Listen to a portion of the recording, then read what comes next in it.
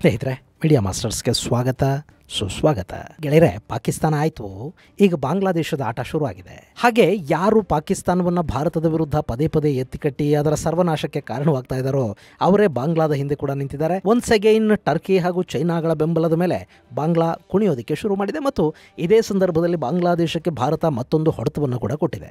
ಈ ಬಾರಿ ಭಾರತದ ಒಂದು ಸಣ್ಣ ನಿರ್ಧಾರ ಬಾಂಗ್ಲಾದ ಸುಮಾರು $1 ಬಿಲಿಯನ್ ವಹಿವಾಟಿನ ಮೇಲೆ ಕಲ್ಲು ಹಾಕ್ತಾ ಇದೆ.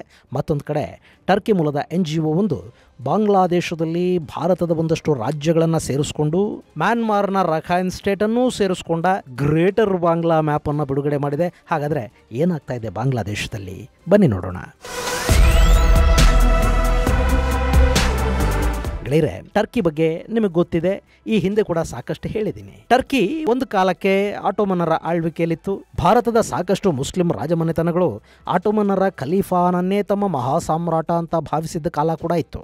ಅವನ ಅನುಮತಿ ತಗೊಂಡು ಇಲ್ಲಿ ರಾಜ್ಯಭಾರವನ್ನು ಮಾಡ್ತಾ ಇದ್ದವರು ಇದ್ರು. ಮೊಘಲರನ್ನು ಹೊರತುಪಡಿಸಿ ಇಲ್ಲಿನ ಬಹುತೇಕ ಇಸ್ಲಾಮಿಕ್ ಸುಲ್ತಾನರು ಆಟೋಮನ್ನರ ಅಡಿಯಾಳುಗಳು ಅಂತ ತೋರಿಸ್ಕೊಂಡವರೇ. ಇನ್ನು ಈ ಆಟೋಮನ್ ಸಾಮ್ರಾಜ್ಯ ಕೂಡ ಇಲ್ಲಿ ಇರಾನನ್ನು ಹೊರತುಪಡಿಸಿ ಆಫ್ಘನಿಸ್ತಾನವನ್ನು ಬಿಟ್ಟು ಉಳಿದ ಬಹುತೇಕ ಮಧ್ಯ ಏಷ್ಯಾನ ಅವತ್ತು ಆವರಿಸಿಕೊಂಡಿತ್ತು. ಇಂಥ ಆಟೋಮನ್ ಸಾಮ್ರಾಜ್ಯದ ಪತನಕ್ಕೆ ಕಾರಣವಾಗಿದ್ದು ಬ್ರಿಟಿಷ್ ಇಂಡಿಯಾ ಮತ್ತು ಇಲ್ಲಿನ ಸೈನಿಕರು, ಇಲ್ಲಿನ ಹಿಂದೂ ರಾಜಮನೆತನಗಳು. ಇಸ್ರೇಲ್ನ ಭೂಭಾಗ ಇದೆ ನೋಡಿ, ಅದಕ್ಕೆ ಆಟೋಮನ್ನರಿಂದ ಬಿಡುಗಡೆ ಕೊಡಿಸಿದ್ದು ನಮ್ಮ ಮೈಸೂರಿನ ಅಶ್ವದಳ.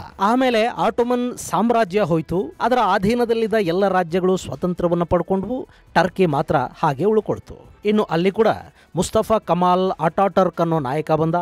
ಆತ ಸೆಕ್ಯುಲರ್ ಆಗಿದ್ದ, ಆಟೋಮನ್ನರು ಮಸೀದಿಯಾಗಿ ಬದಲಿಸಿದ್ದ, ಹಾಗೆ ಆ ಸೋಫಿಯಾ ಚರ್ಚನ್ನ ಮ್ಯೂಸಿಯಂ ಆಗಿ ಮಾಡ್ದ. ಆಟೋಮನ್ನರ ಕಾಲಕ್ಕೆ ಜಾಗತಿಕ ಇಸ್ಲಾಮಿನ ಕಟ್ಟರ್ ಇಸ್ಲಾಮಿನ ರಾಜಧಾನಿ ಅಂತಿದ್ದ ಟರ್ಕಿಯನ್ನ ಸೆಕ್ಯುಲರ್ ನೆಲೆಗೆ ತರೋ ಪ್ರಯತ್ನವನ್ನು ಮಾಡ್ದ. ಆನಂತರ ಬಹಳಷ್ಟು ವರ್ಷ ಟರ್ಕಿ ಸೆಕ್ಯುಲರ್ ಆಗಿ ಕಾಣಿಸ್ಕೊಳ್ತು. ಆದರೆ ಅಲ್ಲಿ ಎರ್ಡೋಗನ್ ಆಡಳಿತ ಶುರು ಆಯಿತು ನೋಡಿ, ಅಲ್ಲಿಂದ ಅದು ಕಟ್ಟರ್ ಇಸ್ಲಾಮಿಕ್ ದೇಶವಾಗಿ ಬದಲಾಗ್ತಾ ಹೋಯಿತು. ಎರ್ಡೋಗನ್ ಟರ್ಕಿಯನ್ನ ಇಸ್ಲಾಮಿಕ್ ರಿಪಬ್ಲಿಕ್ ಆಗಿ ಬದಲಾಯಿಸಿದ. ಹಾಗೆಯಾ ಸೋಫಿಯಾ ಚರ್ಚ್ ಇತ್ತಲ್ಲ, ಅದು ಮತ್ತೆ ಮಸೀದಿಯಾಗಿ ಬದಲಾಯಿತು. ಅಷ್ಟಕ್ಕೆ ಎರ್ಡೋಗನ್ ತೃಪ್ತಿ ಪಟ್ಕೊಳ್ಳಿಲ್ಲ. ಆತ ತಾನು ಇಡೀ ಇಸ್ಲಾಮಿಕ್ ಜಗತ್ತಿನ ನಾಯಕ ಆಗಬೇಕು ಅಂತ ಹೊರಟ ಖಲೀಫಾ ಆಗೋ ಪ್ರಯತ್ನವನ್ನು ಶುರು ಮಾಡ್ದ. ಈಗಾಗಲೇ ಇಸ್ಲಾಮಿಕ್ ದೇಶಗಳ ನಾಯಕತ್ವದ ಕಿರೀಟ ಸೌದಿ ಅರೇಬಿಯಾದ ತಲೆ ಮೇಲಿದೆ. ಅದನ್ನು ಕಿತ್ಕೊಳ್ಳೋದಕ್ಕೆ ಇರಾನ್ ಪ್ರಯತ್ನ ಪಡ್ತಾ ಇದೆ. ಇಲ್ಲಿ ಸೌದಿ ಬಳಿ ಪೆಟ್ರೋಲಿಯಂನ ಹಣ ಇದೆ, ಜೊತೆಗೆ ಅಲ್ಲಿ ಮೆಕ್ಕಾ ಮದೀನಾಗಳಿವೆ. ಹೀಗಾಗಿ ಇಸ್ಲಾಮಿಕ್ ಮತದ ನಂಬಿಕೆಯ ಪವಿತ್ರ ಕ್ಷೇತ್ರಗಳ ಆಡಳಿತವಿರುವ ದೇಶ, ಆರ್ಥಿಕವಾಗಿ ಕೂಡ ಬಲವಾಗಿರೋ ದೇಶ ಇಸ್ಲಾಮಿಕ್ ದೇಶಗಳ ನಾಯಕನಾಗಿ ಗುರುತಿಸ್ಕೊಳ್ತಾ ಇದೆ. ಆದರೆ ಸೌದಿಯ ಯುವರಾಜ ಸಲ್ಮಾನ್ ಇತ್ತೀಚೆಗೆ ಸ್ವಲ್ಪ ಸೆಕ್ಯುಲರ್ ತರ ಕಾಣಿಸ್ಕೊಳ್ತಾ ಇರೋದನ್ನ ಇಸ್ಲಾಮಿಕ್ ಜಗತ್ತಿನ ಕಟ್ಟರ್ವಾದಿಗಳು ಸಹಿಸ್ತಾ ಇಲ್ಲ. ಅಲ್ಲಿ ಕಟ್ಟರ್ ಅಲ್ಲದವರ ಸಂಖ್ಯೆ ಕೂಡ ತುಂಬಾ ಚಿಕ್ಕದು. ಅವ್ರು ಹೊರಗೆ ಬಂದು ನಾವು ಸೆಕ್ಯುಲರ್ ಅಂತ ತೋರಿಸ್ಕೊಳ್ಳೋ ಧೈರ್ಯವನ್ನೂ ಮಾಡೋದಿಲ್ಲ.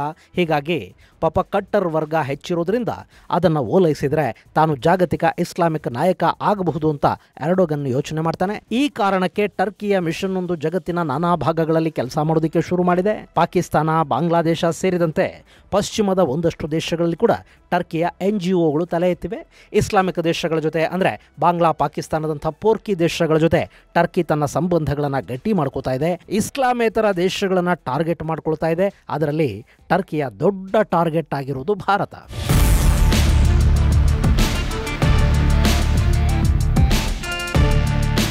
ಗೆಳೆಯರೆ, ಭಾರತದ ಸುತ್ತ ಇರೋ ಎಲ್ಲ ದೇಶಗಳಲ್ಲಿ ಟರ್ಕಿಯ NGOಗಳು ಸೈಲೆಂಟ್ ಆಗಿ ಕೆಲಸ ಮಾಡ್ತಾ ಇವೆ. ನೇಪಾಳ ಮತ್ತು ಭಾರತದ ಗಡಿಯಲ್ಲಿ ಮುಸ್ಲಿಮರ ಸಂಖ್ಯೆ ಹೆಚ್ಚಾಗ್ತಾ ಇದೆ. ಅಲ್ಲಿ ರಾತ್ರೋರಾತ್ರಿ ಮದರಸಾಗಳು, ಮಸೀದಿಗಳು ತಲೆ ಎತ್ತೋದಕ್ಕೆ ಶುರು ಮಾಡಿವೆ. ಈ ಮೂಲಕ ನೇಪಾಳ ಮತ್ತು ಭಾರತದ ಗಡಿಯನ್ನು ಅಭದ್ರಗೊಳಿಸುವ, ಆ ಗಡಿಯ ಉದ್ದಕ್ಕೂ ಡೆಮೋಗ್ರಫಿ ಅಂದರೆ ಜನಾಂಗೀಯ ಬದಲಾವಣೆಯನ್ನು ಉಂಟು ಮಾಡುವ ಕೆಲಸ ಅಲ್ಲಿ ಹೆಚ್ಚಾಗ್ತಾ ಇದೆ. ಹಾಗೆ ಬಾಂಗ್ಲಾದ ಗಡಿ ಮೂಲಕ ಏನಾಗ್ತಿದೆ ಅನ್ನೋದು ನಿಮಗೆ ಗೊತ್ತೇ ಇದೆ. ಇನ್ನು ಶ್ರೀಲಂಕಾದಲ್ಲಿ ಕೂಡ ಇಸ್ಲಾಮಿಕ್ ಆಕ್ಟಿವಿಟಿಗಳು ಹೆಚ್ಚಾಗ್ತಾ ಹೋಗ್ತಾ ಇವೆ. ಇನ್ನು ನಮ್ಮಲ್ಲಿ CAA, ಯೂನಿಫಾರ್ಮ್ ಸಿವಿಲ್ ಕೋಡ್ನಂಥ ವಿಷಯಗಳ ವಿರುದ್ಧ ಪ್ರತಿಭಟನೆಗಳು, ಬೀದಿಗಿಳಿಯೋ ಕೆಲಸಗಳು ಆಗುತ್ತವಲ್ಲ, ಅದರ ಹಿಂದೆ ಟರ್ಕಿಯ ಫಂಡಿಂಗ್ ಇರೋದು ಗೊತ್ತಾಗ್ತಾ ಇದೆ. ಇಷ್ಟಾದರೂ ಭಾರತ ಟರ್ಕಿಯ ವಿರುದ್ಧ ನೇರವಾದ ಕ್ರಮಗಳನ್ನು ಕೈಗೊಳ್ಳೋದಕ್ಕೆ ಹೋಗಿರಲಿಲ್ಲ.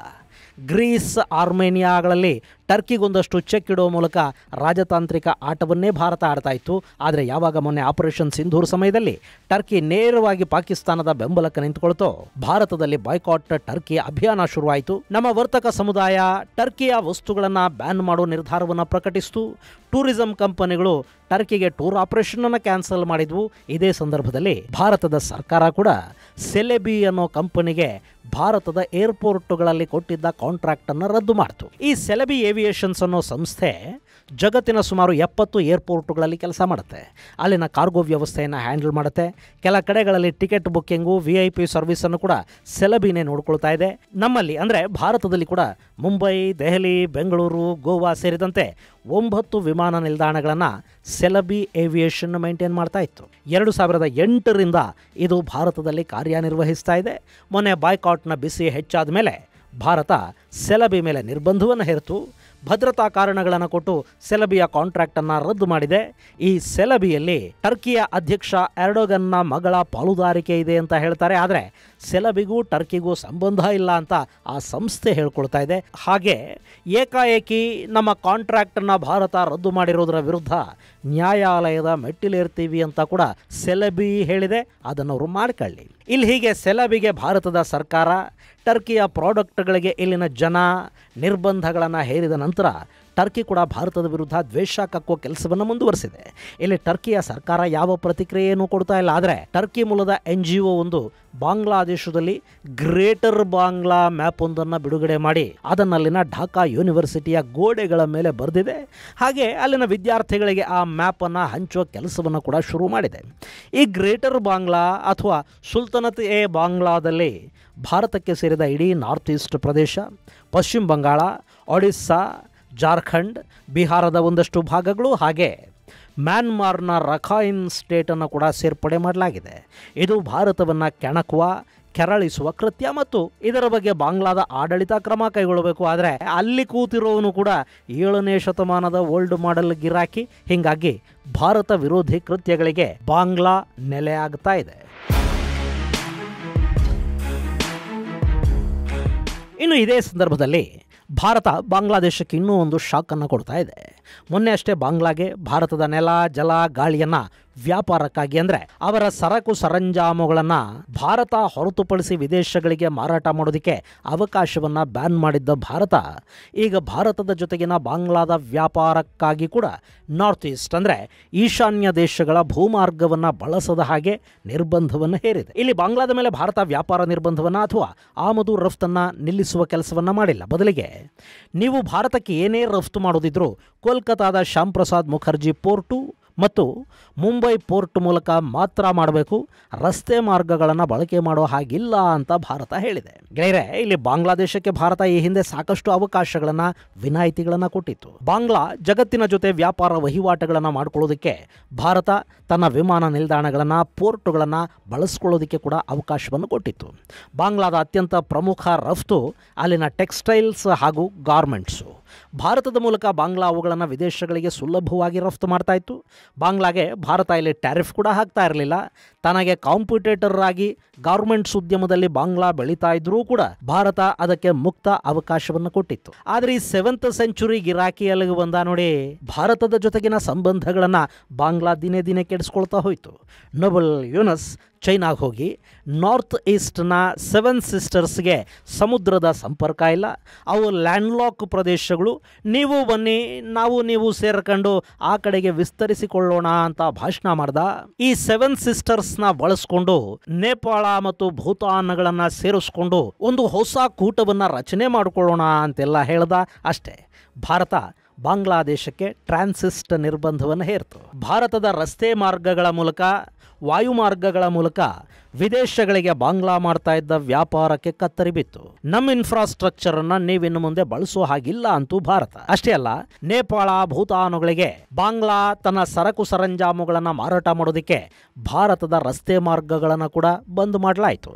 ಇನ್ನು ನಾನು ಈ ಭಾಗದಲ್ಲಿ ಸಮುದ್ರದ ರಾಜ ಅಂತ ಬಾಂಗ್ಲಾ ಚೀನಾಗೆ ಹೇಳ್ಕೊಂಡಿತ್ತಲ್ಲ, ಹೀಗಾಗಿ ನಿಮ್ಮ ಸಮುದ್ರ ಮಾರ್ಗದ ಮೂಲಕವೇ ವ್ಯಾಪಾರ ಮಾಡ್ಕೊಳ್ಳಿ ಅಂತೂ ಭಾರತ. ಅದರಲ್ಲಿ ಅವರದ್ದೇ ಆದ ಮೂಲ ಸೌಕರ್ಯಗಳು ಬೇಕಲ್ಲ. ಹಿಂಗಾದಾಗ ಭಾರತದ ಜೊತೆ ಸಂಬಂಧ ಸುಧಾರಣೆ ಮಾಡ್ಕೋಬೇಕು. ಆದರೆ 7ನೇ ಶತಮಾನದ ಕೊಬ್ಬಿರುತ್ತೆ ನೋಡಿ, ಅದು ಸಂಧಾನಕ್ಕೆ ಅವಕಾಶವನ್ನು ಕೊಡಲಿಲ್ಲ. ಹೀಗಾಗಿ ಬಾಂಗ್ಲಾ ಭಾರತದ ಹತ್ತಿಯ ಮೇಲೆ ನಿರ್ಬಂಧವನ್ನು ಹೇರಿತು. ನಮ್ಮ 30% ಹತ್ತಿ ಬಾಂಗ್ಲಾಗೆ ಹೋಗ್ತಾ ಇತ್ತು. ಅದರ ಮೇಲೆ ನಿರ್ಬಂಧ ವಿಧಿಸಿದ ಬಾಂಗ್ಲಾದೇಶ ಬೇನಾಪೋಲ್ ಭಾಗದಲ್ಲಿ ಭಾರತದ ಲಾರಿಗಳ ತಪಾಸಣೆಯ ವೇಳೆಯನ್ನು ಹೆಚ್ಚು ಮಾಡಿತು. ಒಟ್ಟಾರೆ ಭಾರತದ ಲಾರಿಗಳು ಬಾಂಗ್ಲಾ ಪ್ರವೇಶ ಮಾಡೋದು ವಿಳಂಬ ಆಗಬೇಕು, ಅಲ್ಲಿ ಸಮಸ್ಯೆ ಆಗಬೇಕು. ಹಾಗೆ ಮಾಡೋದಕ್ಕೆ ಬಾಂಗ್ಲಾ ಶುರು ಮಾಡ್ತು. ಅದಕ್ಕೆ ಪ್ರತಿಯಾಗಿ ಈಗ ಭಾರತ ಬಾಂಗ್ಲಾದೇಶ ಭಾರತದ ಈಶಾನ್ಯ ರಾಜ್ಯಗಳ ಜೊತೆ ಮತ್ತು ತನ್ನ ಸುತ್ತಲಿನ ಭಾರತದ ಯಾವ ರಾಜ್ಯಕ್ಕೂ ರಸ್ತೆ ಮಾರ್ಗವಾಗಿ ಏನನ್ನು ಕಳುಹಿಸದ ಹಾಗೆ ಮಾಡಿದೆ. ಬಾಂಗ್ಲಾದ ಸರಕು ತುಂಬಿದ ಲಾರಿಗಳಿಗೆ ಇನ್ನು ಮುಂದೆ ಭಾರತದ ಚೆಕ್ ಪೋಸ್ಟ್ಗಳು ಬಂದಾಗತ್ವೆ.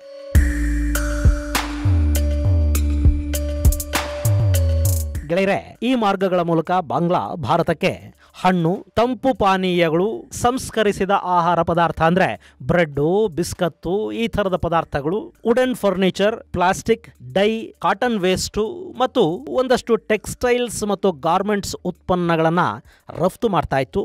ಇನ್ನು ಮುಂದೆ ಅದ್ಯಾವುದೂ ಈ ಮಾರ್ಗಗಳ ಮೂಲಕ ಭಾರತಕ್ಕೆ ಬರೋ ಹಾಗಿಲ್ಲ. ಈ ಪದಾರ್ಥಗಳ ರಫ್ತಿಗೆ ಮತ್ತು ಗಾರ್ಮೆಂಟ್ಸ್ ರಫ್ತಿಗೆ ಬಾಂಗ್ಲಾದೇಶ ಕೋಲ್ಕತಾ ಪೋರ್ಟನ್ನ ಅಥವಾ ಮುಂಬೈ ಪೋರ್ಟನ್ನ ಮಾತ್ರ ಬಳಸಬೇಕು. ಇನ್ನು ಈ ನಿರ್ಬಂಧ ಬಾಂಗ್ಲಾದೇಶದಿಂದ ಭಾರತಕ್ಕೆ ಬರುವ ಮೀನು, ಅಡುಗೆ ಎಣ್ಣೆ ಮತ್ತು ಅಡುಗೆ ಅನಿಲ ಮುಂತಾದವುಗಳಿಗೆ ಅನ್ವಯ ಆಗೋದಿಲ್ಲ. ಈ ನಿರ್ಬಂಧದಿಂದ ಬಾಂಗ್ಲಾದ ಗಾರ್ಮೆಂಟ್ಸ್ ಇಂಡಸ್ಟ್ರಿಗೆ ದೊಡ್ಡ ಹೊಡೆತ ಬೀಳುತ್ತೆ. ಭಾರತಕ್ಕೆ ರೆಡಿಮೇಡ್ ಗಾರ್ಮೆಂಟ್ಸ್ ಅನ್ನ ಬಾಂಗ್ಲಾ ಏನು ರಫ್ತು ಮಾಡುತ್ತೆ ಅದರ 93% ಆಗ್ತಾ ಇದ್ದದ್ದು ಇದೇ ರಸ್ತೆ ಮಾರ್ಗದ ಮೂಲಕ. ಇಲ್ಲಿ ಪ್ರತಿ ವರ್ಷ ಬಾಂಗ್ಲಾದಿಂದ ಸುಮಾರು $800 ಮಿಲಿಯನ್ ಮೌಲ್ಯದ ರೆಡಿಮೇಡ್ ಗಾರ್ಮೆಂಟ್ಸ್ ಭಾರತಕ್ಕೆ ರಫ್ತಾಗ್ತಾ ಇತ್ತು. ಇನ್ನುಳಿದ ವಸ್ತುಗಳು ಸೇರಿ ಒಟ್ಟು $1 ಬಿಲಿಯನ್ ಮೌಲ್ಯದ ಸರಕು ರಸ್ತೆ ಮಾರ್ಗದ ಮೂಲಕ ಭಾರತಕ್ಕೆ ಬರ್ತಾ ಇತ್ತು. ಈಗ ಅದೆಲ್ಲ ನಿಂತು ಹೋಗುತ್ತೆ ಅಥವಾ ಕೋಲ್ಕತಾ ಪೋರ್ಟಿನ ಮೂಲಕ ಭಾರತಕ್ಕೆ ಬರಬೇಕಾಗತ್ತೆ. ಹೀಗೆ ಪ್ರತಿಯೊಂದಕ್ಕೂ ಸಿ ರೂಟನ್ನು ಬಳಸಿದರೆ ಸಾಗಾಟದ ವೆಚ್ಚ ಹೆಚ್ಚಾಗುತ್ತೆ. ಇಲ್ಲಿ ಬಾಂಗ್ಲಾದ ವಸ್ತುಗಳ ಬೆಲೆ ಹೆಚ್ಚಾಗೋದ್ರಿಂದ ಅವುಗಳ ಮಾರಾಟ ಕಡಿಮೆ ಆಗುತ್ತೆ. ಇದರಿಂದ ಭಾರತದಲ್ಲೇ ತಯಾರಾಗುವ ವಸ್ತುಗಳ ಮಾರುಕಟ್ಟೆ ಬೆಳೆಯುತ್ತೆ. ಈಗಾಗಲೇ ಸಾಕಷ್ಟು ಆರ್ಥಿಕ ಸಮಸ್ಯೆಗಳಲ್ಲಿ ನಲಗುತ್ತಾ IMF ಸಾಲದ ಮೇಲೆ ಆಧಾರ ಪಡ್ತಾ ಇರೋ ಬಾಂಗ್ಲಾದೇಶಕ್ಕೆ ಈಗ ಭಾರತ ಕೊಡ್ತಾ ಇರೋದು ತುಂಬಾನೇ ದೊಡ್ಡ ಹೊಡೆತ. ಇದು ಇಷ್ಟಕ್ಕೆ ಮುಗಿಯೋದಿಲ್ಲ. ಇಲ್ಲಿ ಯೂನಸ್ ಅನ್ನೋ 7th ಸೆಂಚುರಿ ಇರೋವರೆಗೆ ಇದೆಲ್ಲ ಕೂಡ ಹೀಗೆ ಮುಂದುವರಿತಾ ಇರುತ್ತೆ. ಬಾಂಗ್ಲಾನ ಹಾಳು ಮಾಡೋದಕ್ಕೆ ಅಲ್ಲಿ ಟರ್ಕಿ ಮತ್ತು ಚೈನಾಗಳು ಬೇರೆ ಇವೆ ಅಲ್ವಾ. ಆಗಲಿ ಬಿಡಿ, ಏನೇನಾಗುತ್ತೋ ಅದೆಲ್ಲ ಆಗ್ತಾ ಹೋಗಲಿ. ಇದು ಗೆಳೆಯರೆ ಬಾಂಗ್ಲಾಗೆ ಭಾರತ ಕೊಟ್ಟ ಮತ್ತೊಂದು ಹೊಡೆತದ ಕುರಿತಾದ ಒಂದಷ್ಟು ಮಾಹಿತಿ. ಮುಂದಿನ ಸಂಚಿಕೆಯಲ್ಲಿ ಮತ್ತಷ್ಟು ವಿಶೇಷಗಳ ಜೊತೆ ಮತ್ತೆ ಭೇಟಿಯಾಗೋಣ. ಅಲ್ಲಿವರೆಗೆ ಜೈ ಹಿಂದ್, ಜೈ ಕರ್ನಾಟಕ.